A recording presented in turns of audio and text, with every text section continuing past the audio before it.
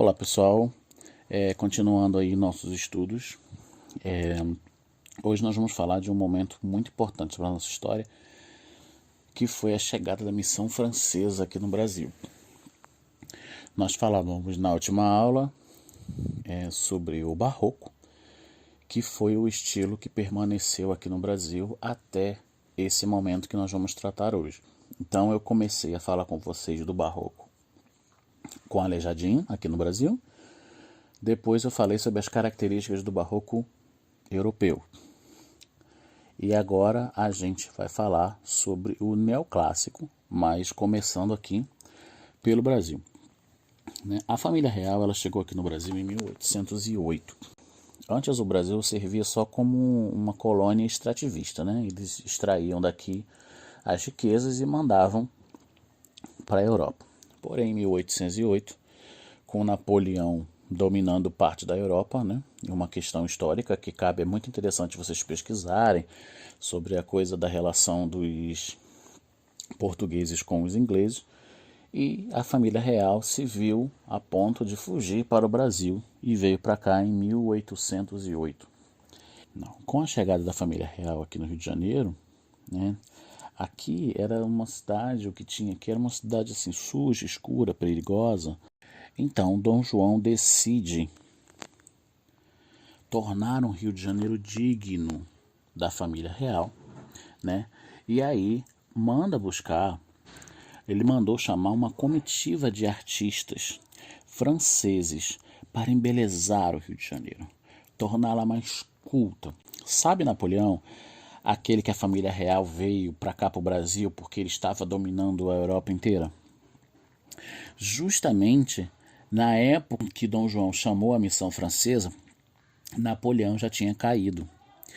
E aqueles artistas que apoiavam, né, o regime de Napoleão, eles estavam assim, tinham caído em desgraça.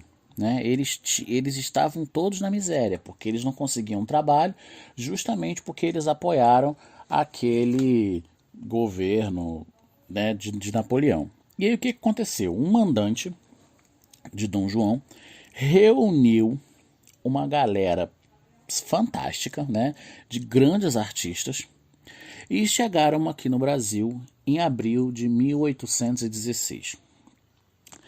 A missão francesa ela era liderada por Joaquim Le Breton. Esse cara, ele era assim um mega intelectual da época. Ele era pintor, ele era escultor e ele comandou esse grupo de artistas que vieram para o Brasil. Também tinha um outro chamado Nicolas Tonnet. O cara era um pintor fantástico, um dos maiores pintores do neoclássico da época. O neoclássico, ele permanece aqui no Brasil até a Semana de Arte Moderna. Então a gente tem um movimento que durou até a modernidade, que vai ser a nossa próxima aula, tá bom? A gente chama o neoclássico, a gente chama ele também como arte clássica, né? Porque o neoclássico, ele vem trazer de novo, assim como o Renascimento, ele vem trazer novamente as ideias iluministas, racionalistas, né, baseadas na cultura grega antiga. E aí a gente chama sempre o neoclássico de arte clássica, como também a gente tem costume de dizer que é uma arte acadêmica, porque justamente esses franceses vieram para fazer aqui uma academia de belas artes, tá bom?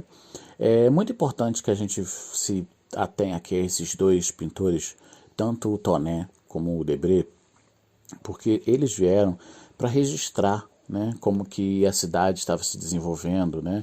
Arquitetos vieram para fazer projetos e tudo. O Tonnet, ele registrava muitas pinturas urbanas, paisagens, né, com prédios, com casas e tudo mais. E o Debré, ele fazia aquarelas registrando as cenas do cotidiano, das pessoas, do dia a dia. O Debré, ele tem, né, um retrato sociológico do Brasil imperial. Né? Hoje em dia, quando a gente vai ver os livros de história que se trata do Brasil no período imperial, a gente vê muitas aquarelas de Debré, né? Quando a gente fala do carnaval, tem uma muito famosa que é o Intrudo, que é um precursor do carnaval e é uma aquarela de Debré muito conhecida. E muitas cenas sobre a escravidão, sobre o cotidiano do Rio de Janeiro. Tá? Inclusive, em 1934, foi lançado o livro, que é uma viagem pitoresca, um livro com as imagens que ele pintou aqui do Brasil, principalmente do Rio de Janeiro. Então, galera, esse foi o vídeo de hoje e semana que vem a gente inicia a parte da modernidade, dos movimentos modernos, os ismos, tá bom? Um beijão e até semana que vem.